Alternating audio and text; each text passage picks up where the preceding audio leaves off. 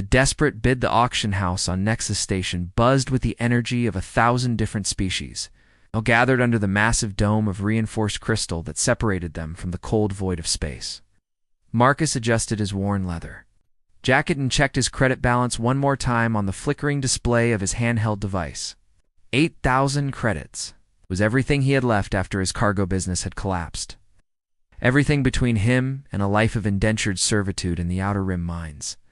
The auctioneer. A towering figure with 6 arms and skin-like polished, Chrome gestured dramatically toward the next lot. Ladies, gentlemen, and esteemed beings of all classifications, we present lot number 47, the Starship Wanderer's Dream, a classy transport vessel with full atmospheric capabilities and quantum drive compatibility. Marcus squinted at the ship rotating slowly on the display platform. It looked like it had seen better decades. The hull was scarred with micrometeorite impacts. Several panels were different colors, suggesting hasty repairs, and one of the engine nacelles had visible burn marks. But his experienced eye caught something that casual bidders might miss. The underlying framework was solid. The core systems appeared intact, and those weren't standard human modifications on the sensor array. Bidding starts at 5,000 credits, the auctioneer announced. Hands and appendages shot up around the room. Marcus waited, watching the price climb. 6,000, 7,000. His palms began to sweat as the numbers approached his limit. At 7,800, most bidders dropped out, leaving only Marcus and a scarred reptilian trader who looked like he ate smaller species for breakfast. 7,900. The reptilian hissed through his translator. Marcus's heart hammered against his ribs. This was it.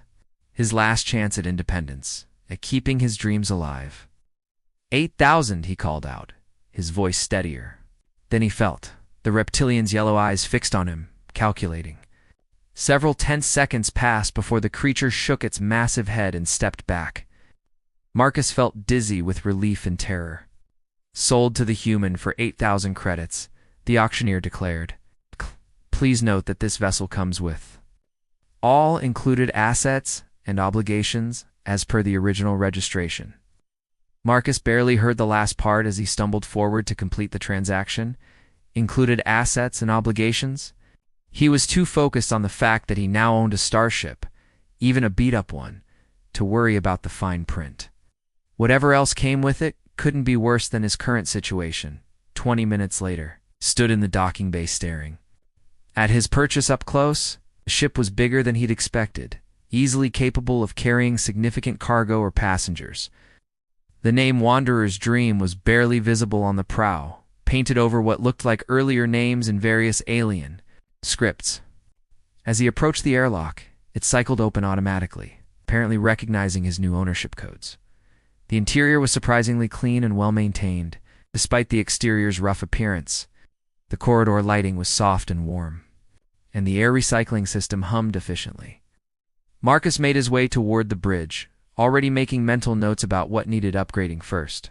He'd need to find work soon, maybe short-haul cargo runs between the inner systems until he could afford better equipment.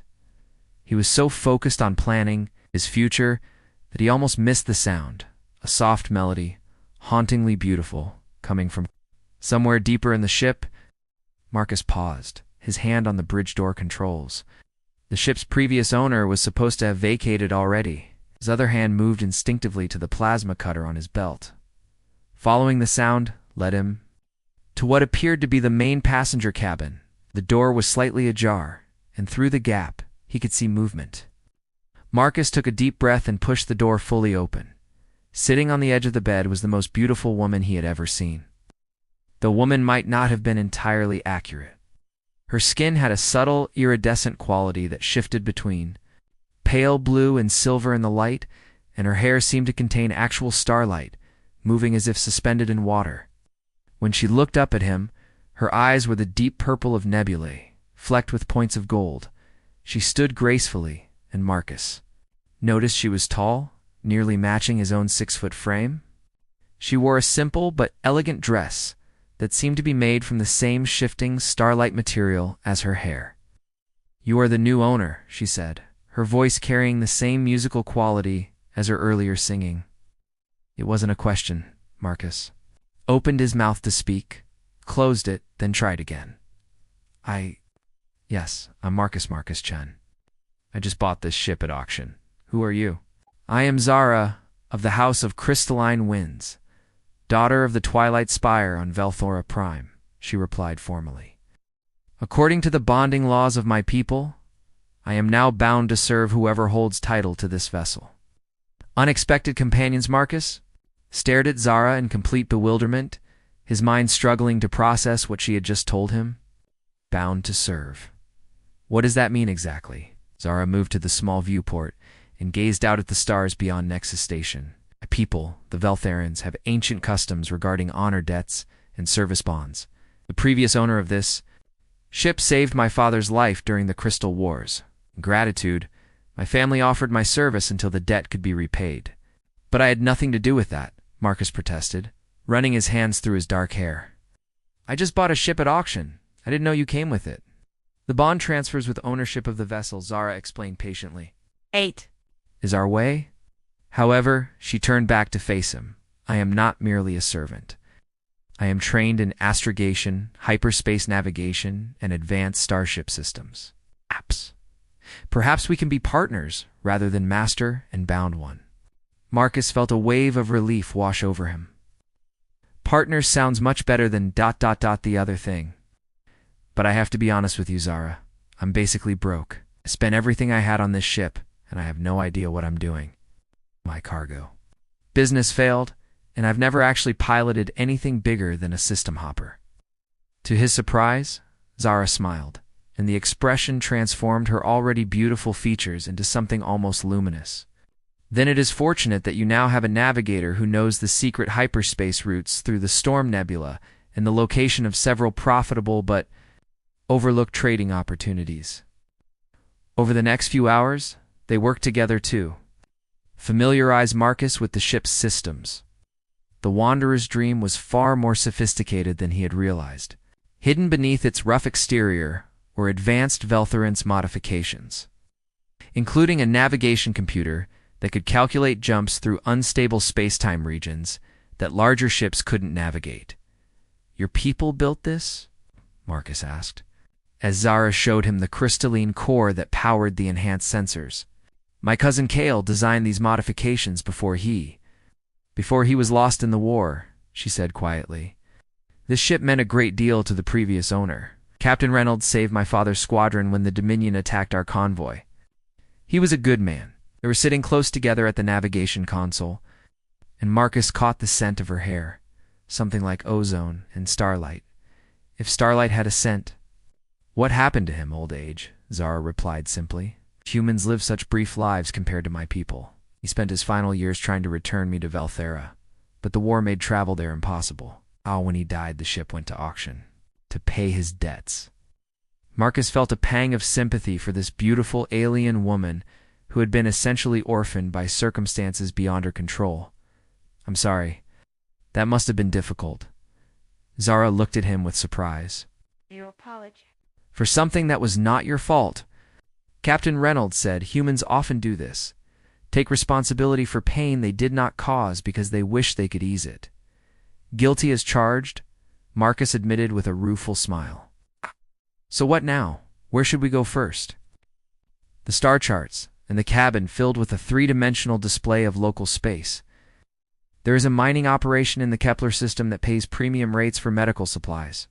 The route through normal space takes 3 weeks. But I can guide us through the Azure Passage. We could be there in 5 days. The Azure Passage. Marcus had heard spacers mention it in bars, usually in hushed tones. A hyperspace corridor through the heart of a stellar nursery, Zara explained. The gravitational eddies make it impossible to navigate with standard equipment. But these modifications can handle the instability. A few ships dare attempt it, which means no competition for the contract. Marcus grinned. Like the way you think, partner. As they prepared the ship for departure, Marcus found himself stealing glances at Zara. She moved with fluid grace, her long fingers dancing over the controls with practiced ease. When she caught him looking, she didn't seem offended, merely curious. You stare? She observed. Marcus said quickly, It's just ... You're not like anyone I've ever met. Because I am alien? There was no accusation in her tone, just genuine curiosity. Partly, Marcus admitted, but also because you're brilliant and kind, and you make this old ship feel like home already.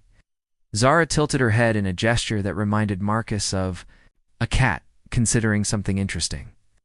Home is where one chooses to belong, not necessarily where one was born. As the Wanderer's dream undocked, pirates and passions 3 days into their journey through the Azure Passage, Marcus was beginning to understand why other pilots avoided this route.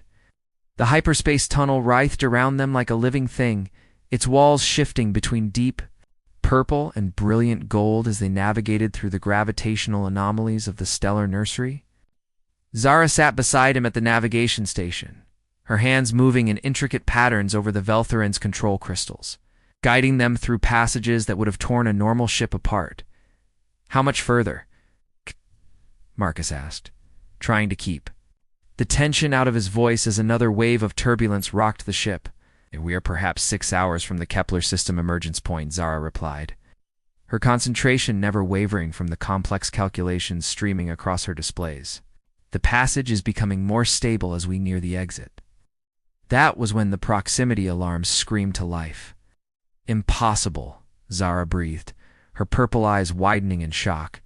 "Nothing should be able to follow us through the Azure Passage." Marcus was already pulling up the sensor readings, his heart sinking as he recognized the configuration of the pursuing ship. "That's a Dominion Raider military spec. How did they track us? They must have followed us into the passage before it sealed," Zara said, her fingers flying over the controls. "But Captain, their ship is not equipped for this environment. They will not be able to maintain pursuit for long." She was wrong. The Raiders stayed on their tail through twist after twist of the hyperspace corridor, apparently willing to risk destruction rather than lose their prey. Marcus was pushing the Wanderer's dream to its limits when the communication system crackled to life. "Attention, human vessel," came a voice like grinding metal. "You carry cargo that belongs to the Dominion? Surrender the Veltheran female, and you may depart unharmed." Marcus felt a cold rage wash over him. "Over my dead body," he snarled into the communicator. "That can be arranged," the voice replied, and the Raider opened fire. The next few minutes were the most terrifying of Marcus's life. He threw the ship into evasive maneuvers while Zara worked frantically to calculate an escape route. Go. The Raider's weapons were more powerful, but the Wanderer's dream was more maneuverable in the unstable hyperspace environment. "There," Zara suddenly exclaimed, pointing to a narrow side passage that branched off from the main corridor.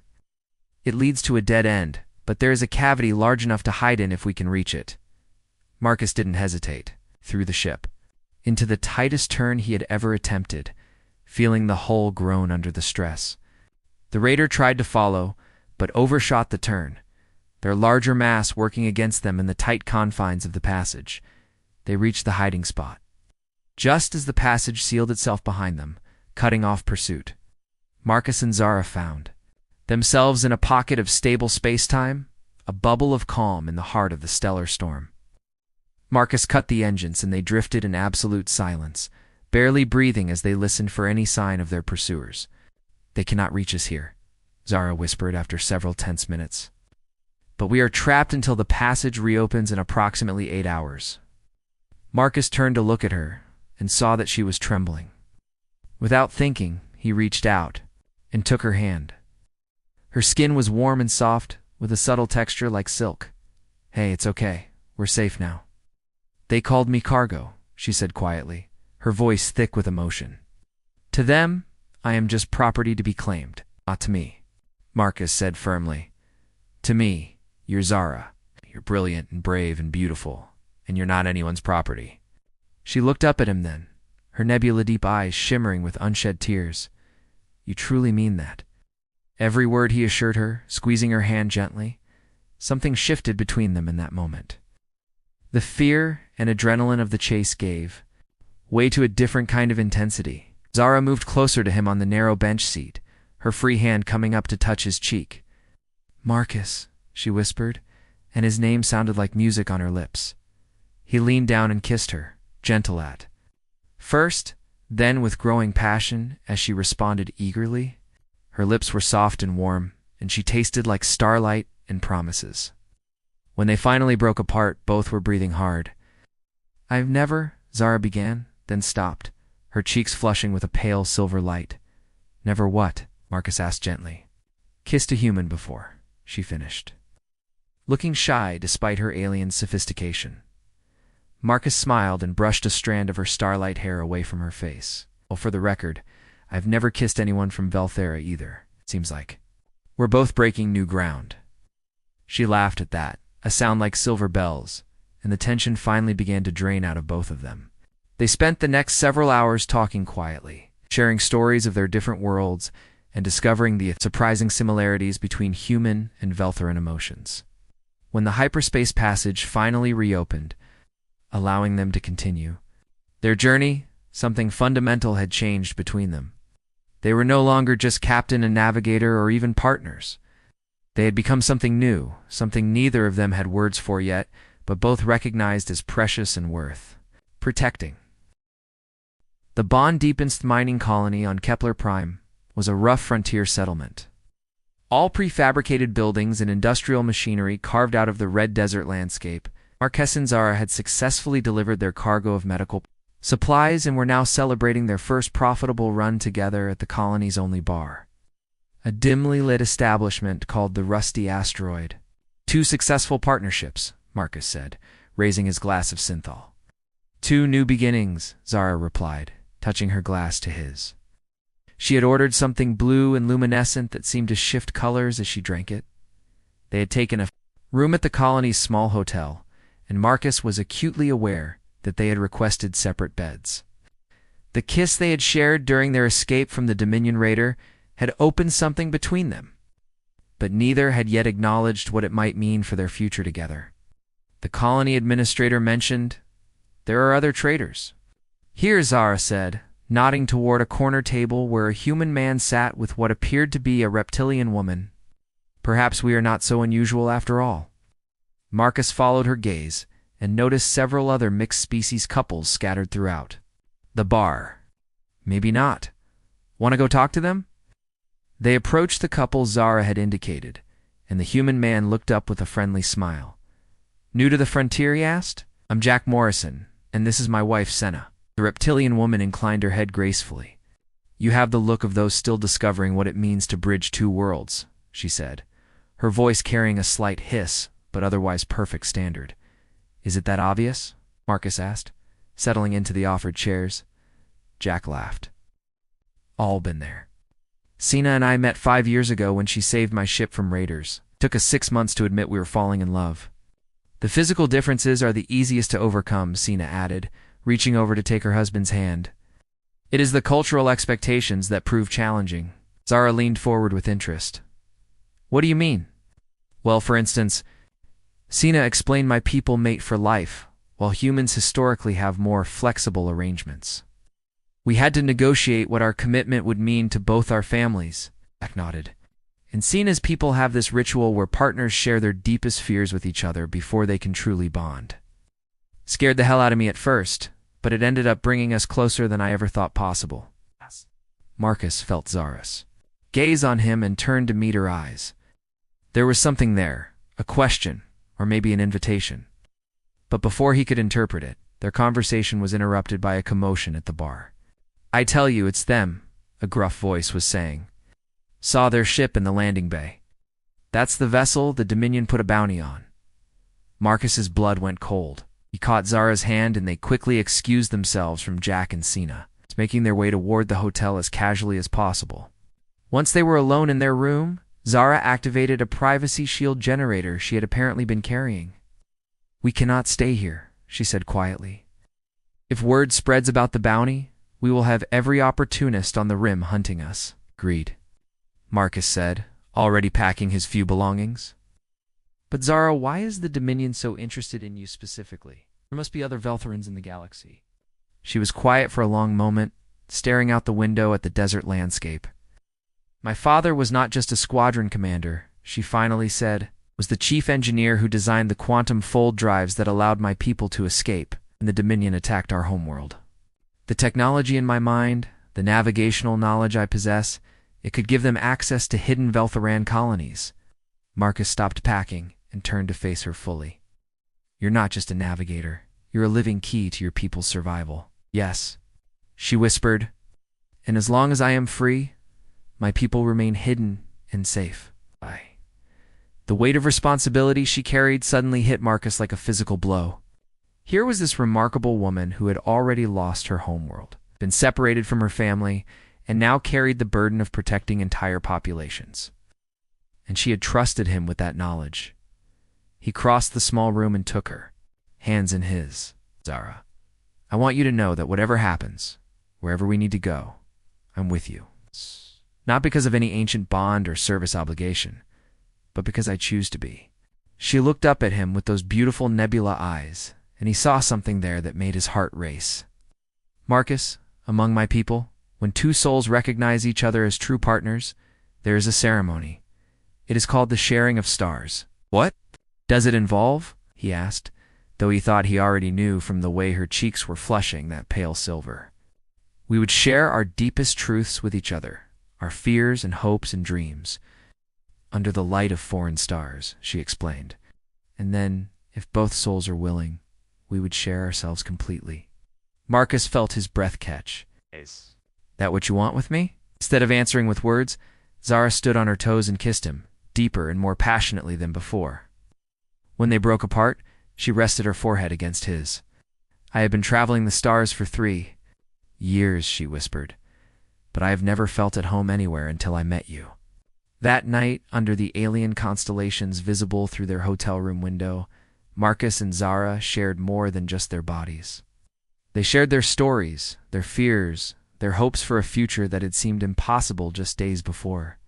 And in the quiet hours before dawn, as Zara traced patterns on his chest that she said were Veltharan symbols for belonging and devotion, Marcus realized that somewhere along the way he had stopped thinking about their partnership in terms of business and started thinking about it in terms of love.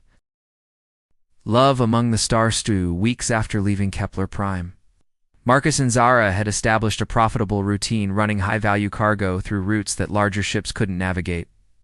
Their reputation was growing in the frontier systems, and more importantly, their relationship had deepened into something neither had expected when they first met.